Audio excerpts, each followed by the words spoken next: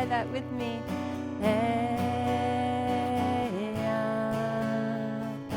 Oh, and you just keep doing that. You just keep doing that.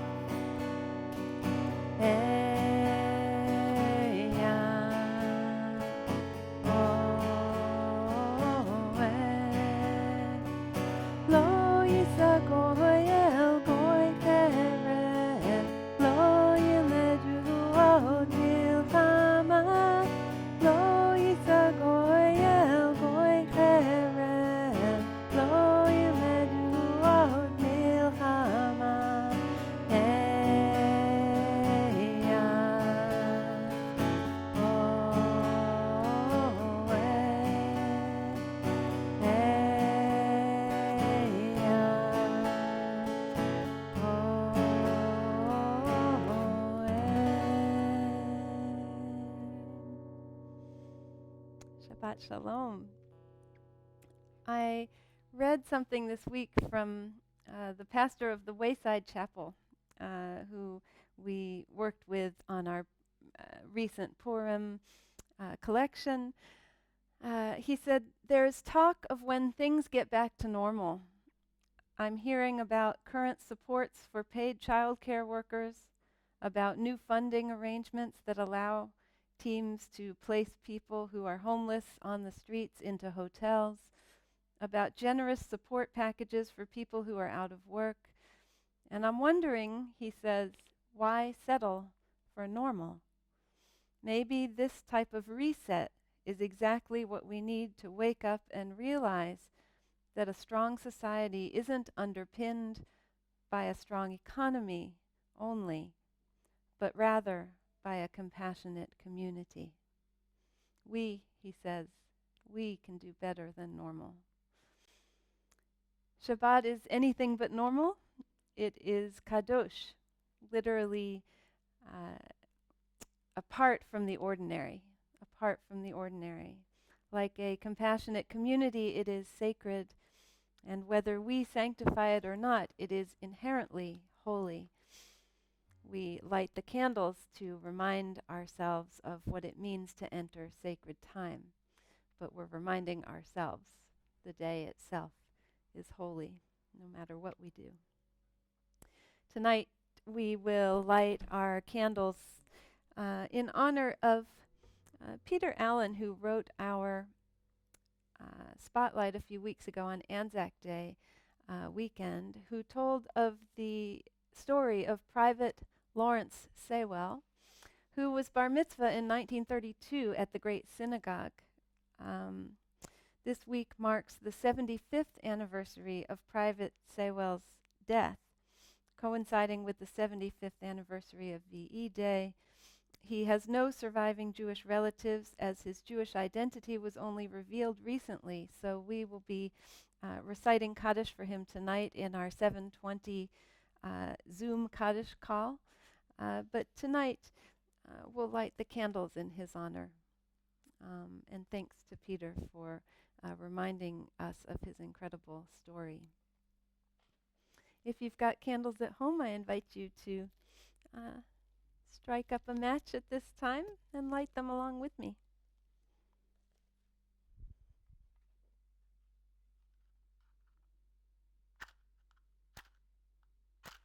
Oh. Try that again.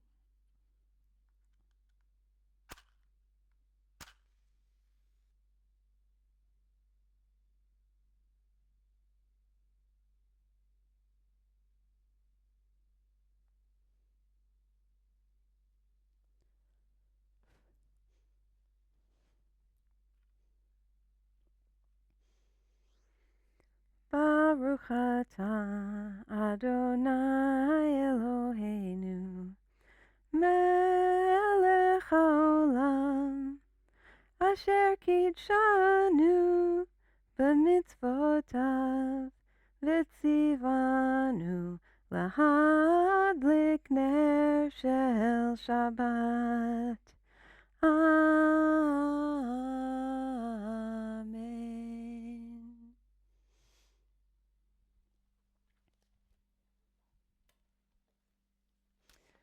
And at this time, traditionally, after lighting the candles at home, one would bless the children of the home. So if you have got children at home with you, I invite you to place a hand gently on their heads at this time. If your children are far from you, just reach out and hold them in your heart.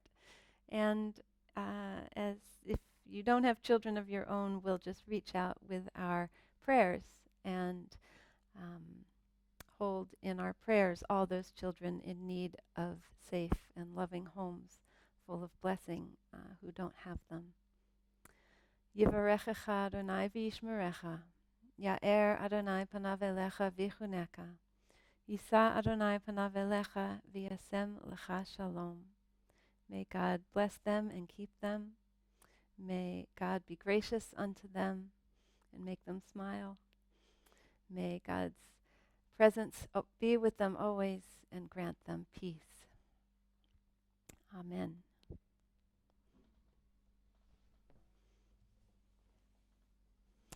We will join in the singing of Shalom Aleichem. This is the melody played a few weeks ago, or maybe last week, that I learned in Israel. Just make it a bit lower here.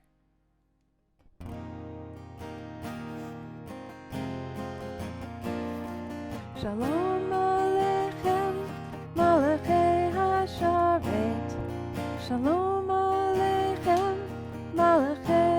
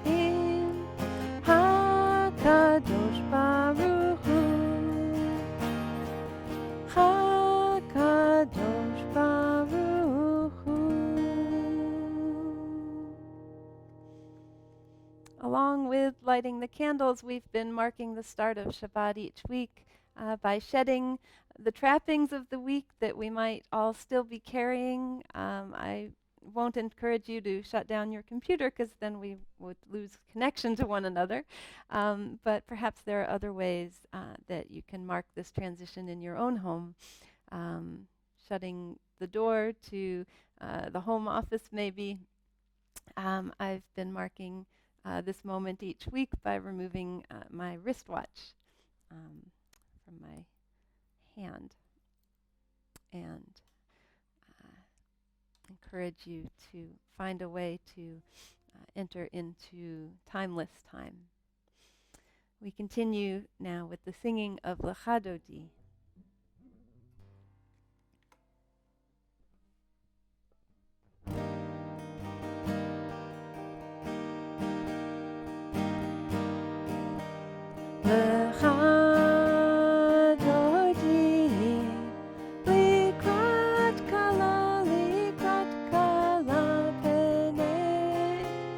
Shabbat,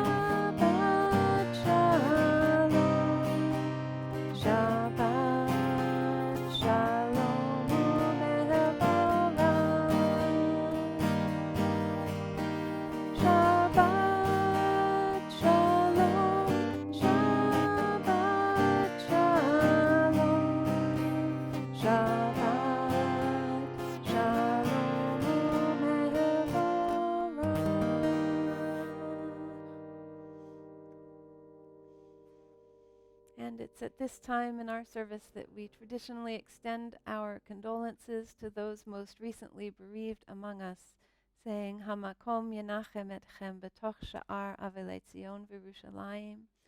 May God comfort you alongside all the mourners of Zion and Jerusalem. This week especially we think of Helen Ryan, who lost her stepfather this week, or last week, at the end of last week. The Cranstons, Vera's mom, passed away just this morning, and the Simon family, Clive, passed away just in the middle of the night. Our hearts are with all of you, and we'll begin saying Kaddish for Sarah Teichner and Clive Simon only after their funerals at the start of the coming week. But in the meantime, our hearts are with all of you.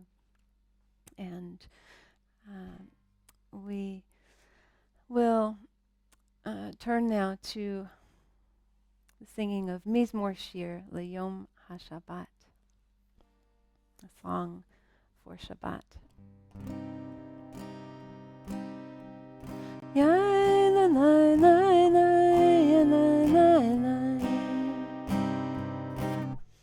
To make that lower, my apologies.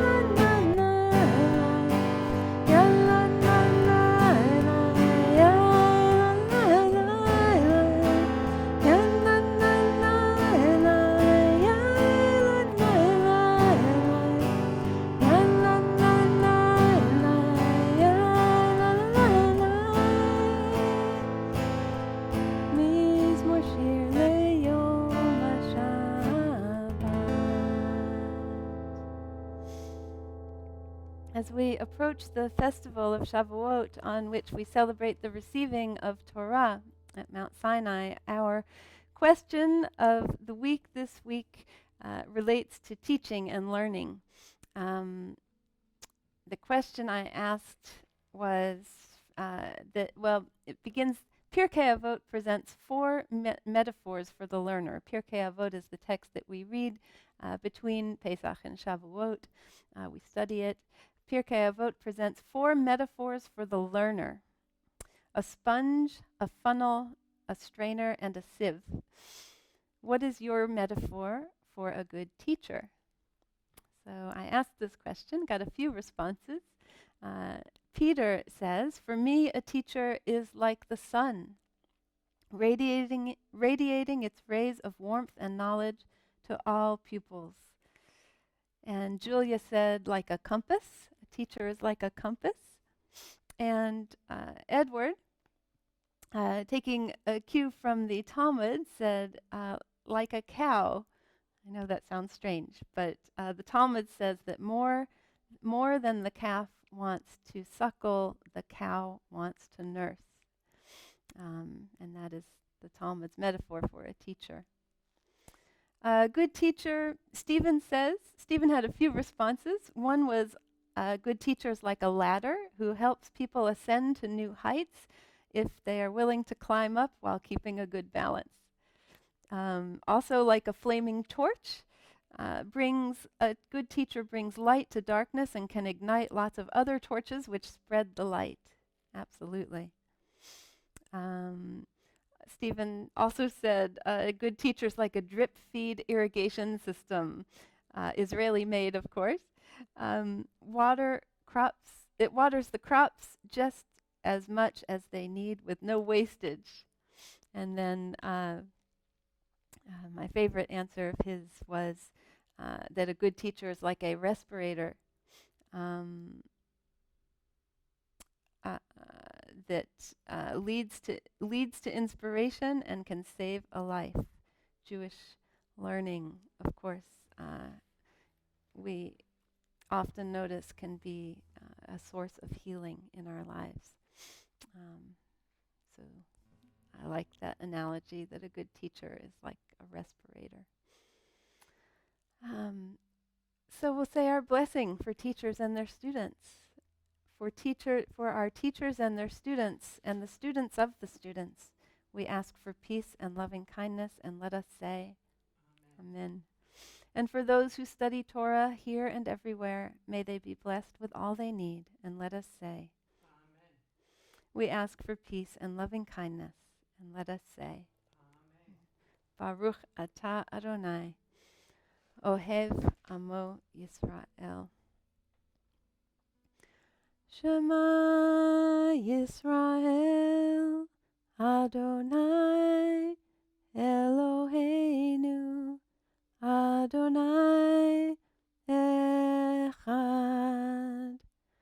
Baruch Shem Kevod Malchuto Leolam Va'ed.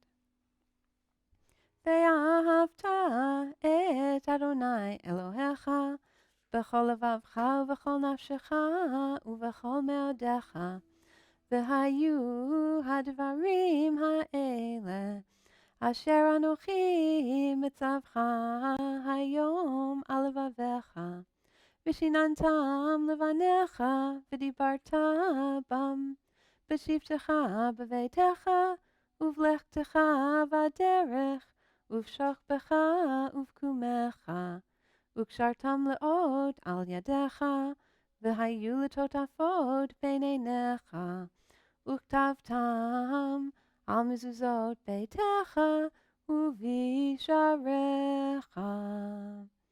למען תזכרו ועשיתם את כל מצוותי, והייתם קדושים לאלוהיכם.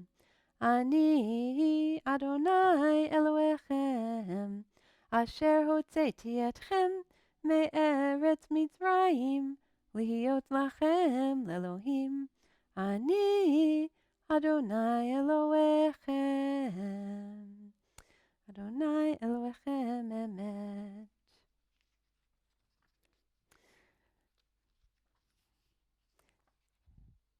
אמת ואמונה כל זאת וקיים עלינו כי הוא אדוני אלוהינו ואין זולתו ואנחנו ישראל עמו. מי כמוך בעלים אדוני, מי כמוך נדר בקודש, נורא תהילות אוסף אלה, נורא תהילות אוסף אלה. מלכותך ראו בניך, בוקע ים לפני משה ומרים. זה לי ענו ואמרו, אדוני ימלוך לעולם ועד. V'ne'emar ki fada Adonai et Yaakov, u'ga'alo miyad chazak mimenu, Baruch ata Adonai, ga'al Yisrael. And at this time in our service, we pray for all of those in our world who are in need of healing, whether healing of body, healing of mind, healing of spirit. And in our own community this week, that includes Dennis Lewis Enright, Elaine Altman, Lena Torsch, and Nitya Amrita. You're welcome to share names of those on your minds and in your hearts, and to whisper them in your homes now, or to just let me know during the week whether we have their permission to recite their names on Shabbat. We hold them in our thoughts and our prayers as well, and our blessing applies to all. Mishaberach avotenu vimotenu, hu yivarech otam. May the one who blessed our ancestors bring them blessing too, and a refuah shlema, complete healing. We join in prayer that they may lie down in peace and rise up to life renewed as we sing our Hashkivenu blessing.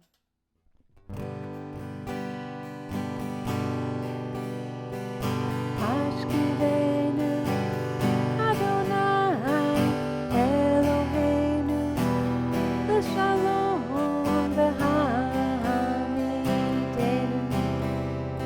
Malkeinu l'chaim Ufros aleinu Sukkot Shalom Ve'al kol amo Yisrael V'yimeru Amen V'yimeru Amen Baruch atah Adonai haporei sukat shalom aleinu ve'al kol amo Yisrael v'yimeru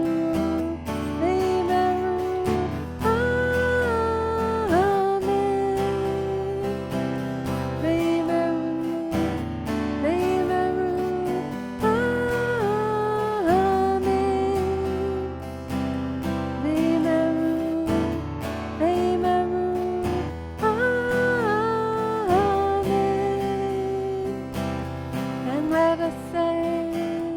And let us say Amen.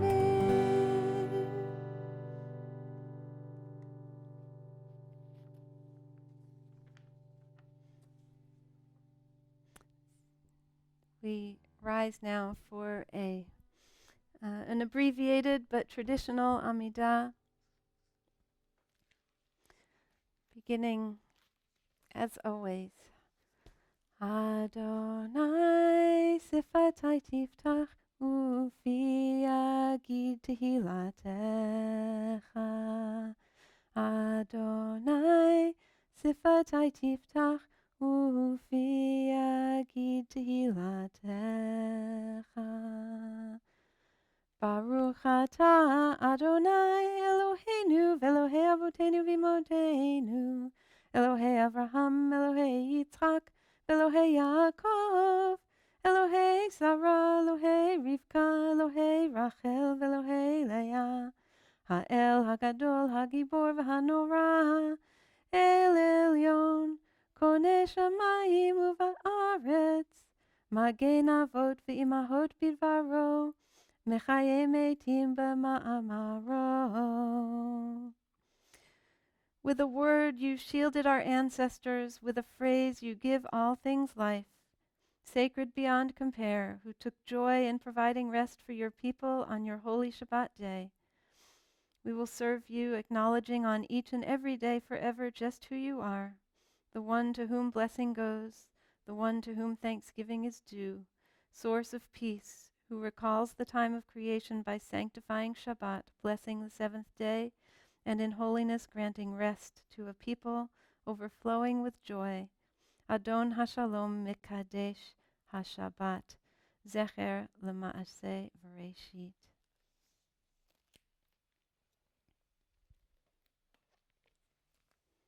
The Omer period, the 49 days between Pesach and Shavuot, is a time of numbering our days and recognizing the preciousness of life. Because our days are numbered, they are finite, which makes it all the more miraculous that we have a relationship with the infinite. God, what are we that you are mindful of us? The psalmist asked. And in humility, we rise before God and count the Omer. Baruch atah Adonai, Eloheinu melech haolam, asher kitshanu b'mitzvotav, v'tzivanu al sfirat haomer. Hayom shloshim yom shehem arba'a shavuot u'shnei yamim la'omer. Today is the 30th day, which makes 4 weeks and 2 days of the Omer.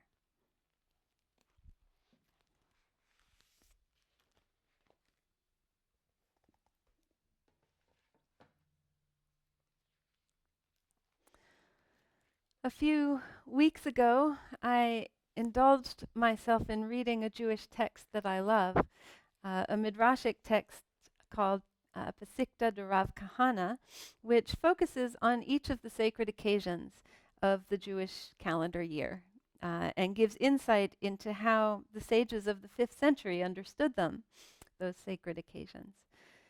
Pesikta de Rav Kahana on the Omer period starts by quoting Kohelet, or Ecclesiastes, which is usually actually read on Sukkot in the northern hemisphere's autumn. So I thought that was a bit curious.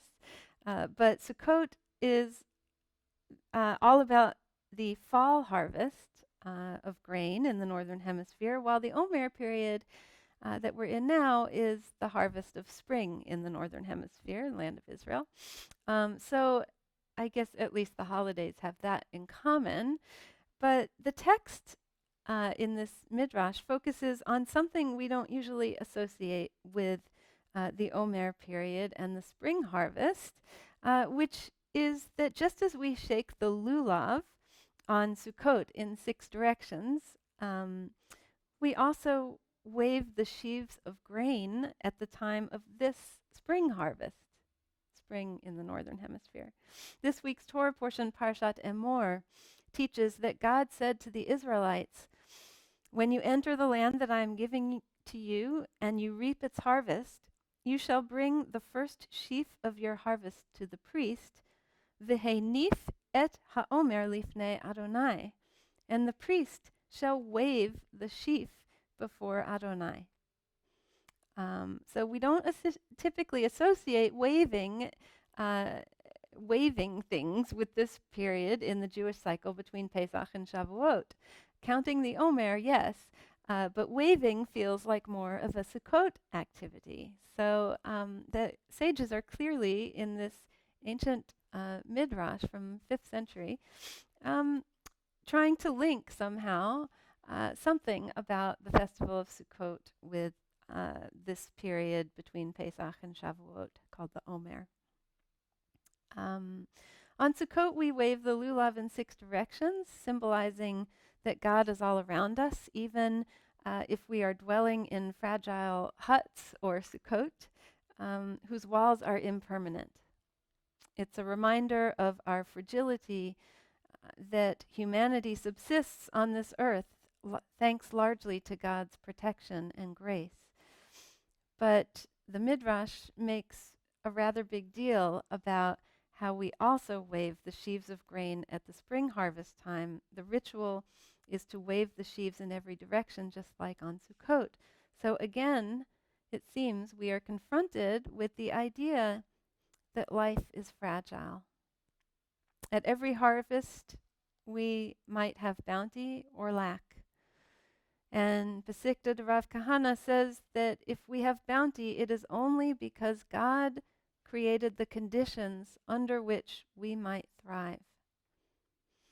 During the rainy season, the Midrash says, God gave us all the rain we needed And we wave the sheaves as a reminder to ourselves that we still need God's grace and God's genius every day. The waving is said to ensure that for weeks on end, long after the rainy season ends at Pesach, God will maintain conditions suitable for harvesting. No scorching heat, no blasting winds until the day comes at Shavuot when we can reap what we've sown and bring part of it to offer back to God. The Midrash says that Rabbi Berechia said that God said, "I am your cook, the one who spices your food." God seasons what we plant by making it grow into edible sustenance. Waving the sheaves of grain on the spring harvest is also about a sort of balance that only God can maintain. It's about the fragility of life in a world that is inherently threatening. Like the stalks of wheat or barley, we human beings also bend and cower in the face of harsh winds. If the harshest winds are held at bay by God, our seedlings may fly into the air, carried on those winds and perhaps even affording us eternal life. But if the winds are too strong, and then we're left a shell of what we once were, and at risk of being carried by the winds of time into utter oblivion. The Midrash reminds us that we are all just one step away from a life of want, one strong wind away from a life uprooted. I was especially inspired this past week, by two organizations that I got to know much better just before the COVID lockdowns.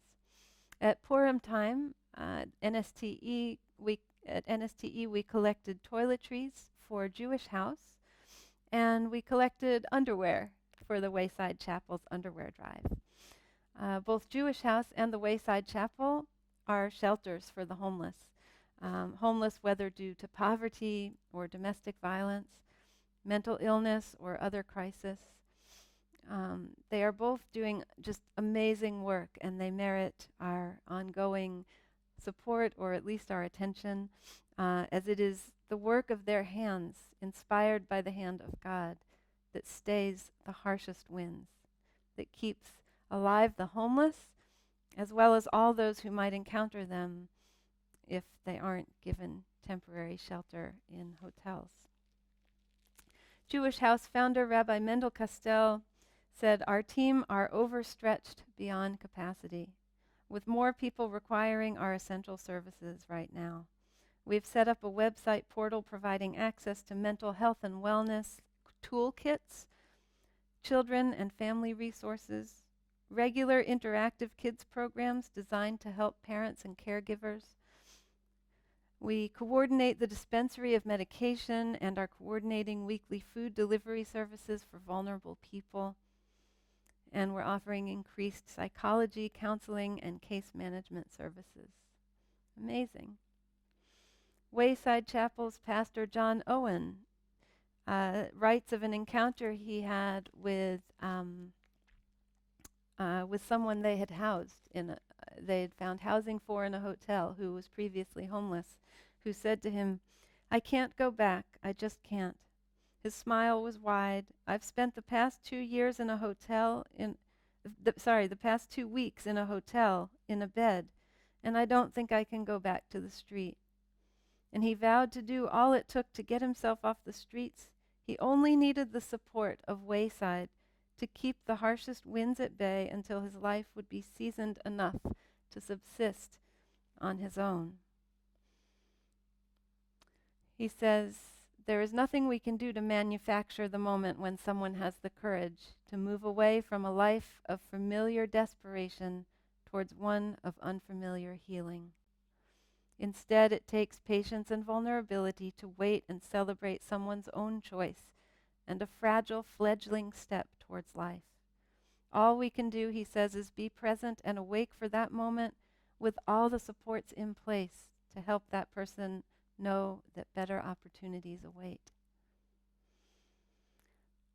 feel that these organizations are doing God's work, keeping harsh conditions at bay so life can flourish and the uprooted grow strong and self-sustaining.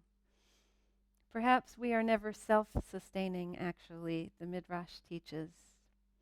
But if we remind ourselves amid every harvest of the fragility of life, perhaps we can help sustain one another.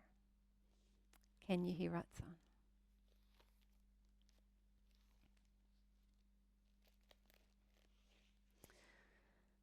We won't be reciting Kaddish on this live stream because at 7:20 we recite Kaddish on our Zoom Kaddish call for those in mourning or observing a loved one's yard site.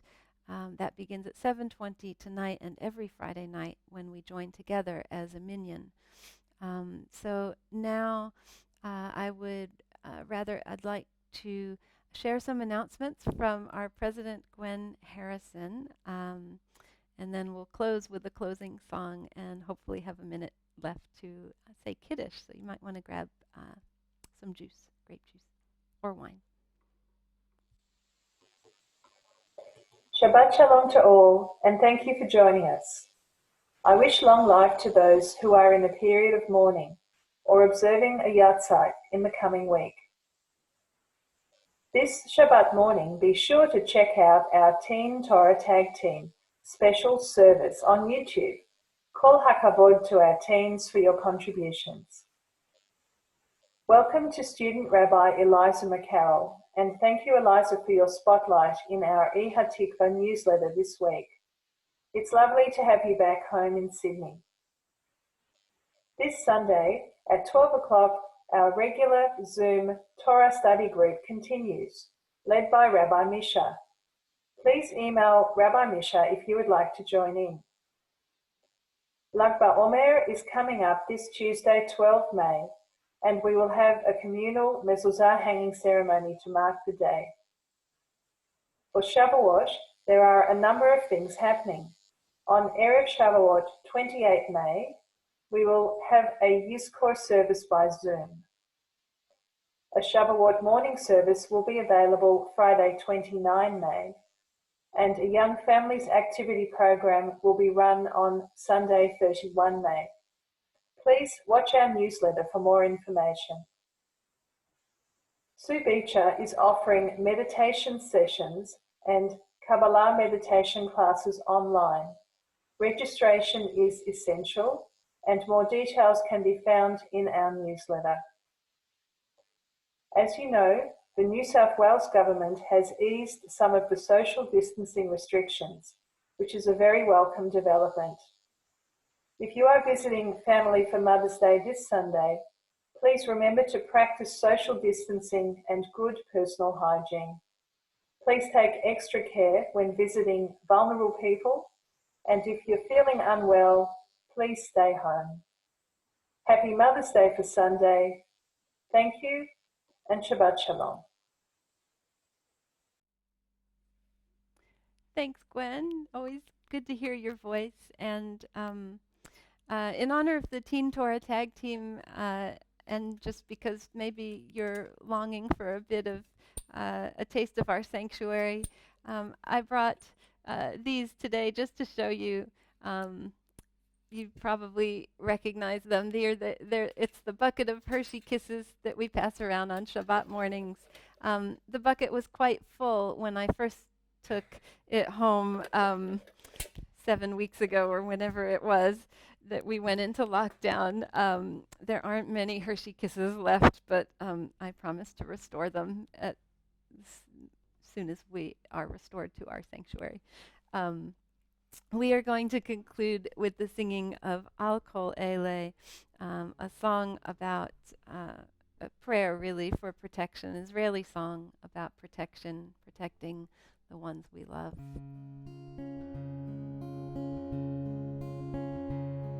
Al hadvash ve'al ha'oketz, al hamar ve'hamatok, al bitenu hatinoket shmoreli hatov, al ha'esh ha'mevoueret, al ha'mayim hazakim, al ha'ish hashav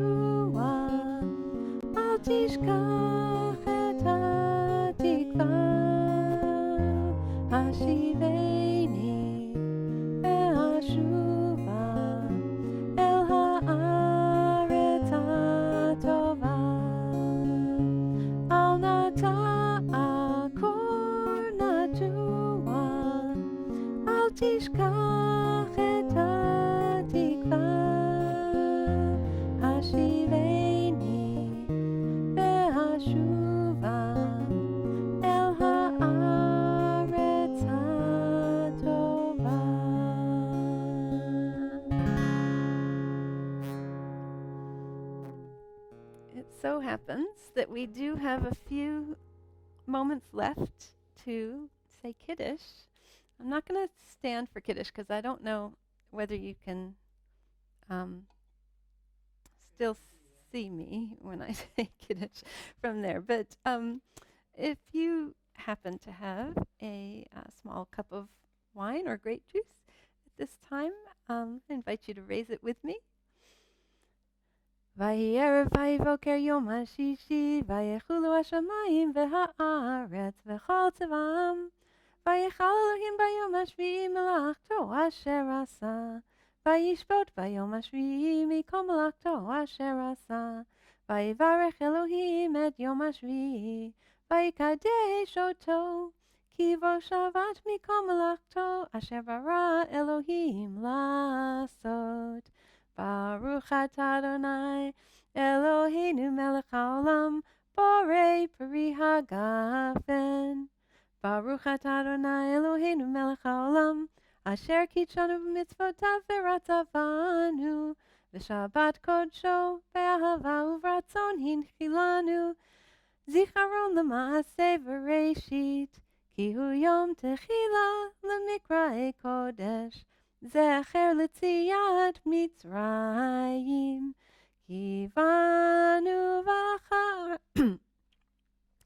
בנו בחרת, ואותנו קידשת מכל העמים, ושבת קודשך באהבה וברצון הנחלתנו. ברוך אתה אדוני מקדש השבת. L'chaim.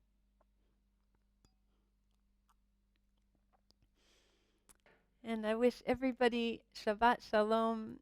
It's always beautiful sharing Friday evening with you. I know we can't see each other. Well, you can see me, but I can't see you. But I know you're out there because I receive your beautiful messages during the week, and I'm so grateful for that.